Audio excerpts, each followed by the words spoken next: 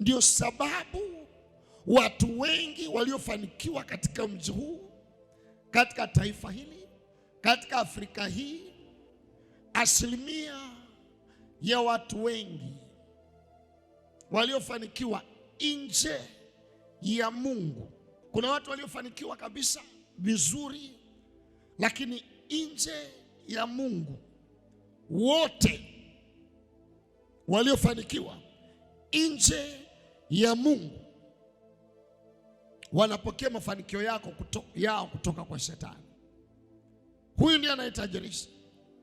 Na ndio maana wakati mwingine watu wanashangaa, kwa nini watu waovu wanafanikiwa kwa njia rahisi? Kwa nini watu wasiompenda Mungu, wasio watu wa ibada, wanafanikiwa kwa njia rahisi? Kwa nini hawang'ang'ani kama watoto wa Mungu kufanikiwa?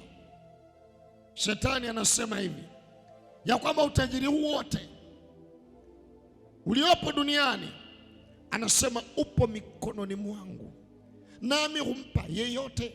Na kuna watu wamecompromise maisha yao kwa ajili ya kufanikiwa. Kuna connection kati ya ibada na mafanikio. Mtu asikudanganye. Kuna muunganiko kati ya ibada na mafanikio. Na ndio maana Wakristo wengi wametenga ibada na mafanikio yao.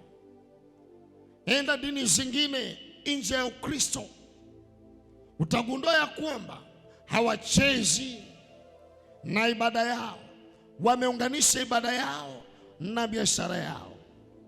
Lakini ni sisi tumetenga ibada na mafanikio yetu. Taona baadhi yao, madhehebu yao hayaruhusu. Whether uko kwenye biashara, muda wa ibada ukifika, lazima ufunge biashara uende kwenye nyumba ya ibada, maana wanajua ya kwamba mafanikio yao yameunganika na ibada yao.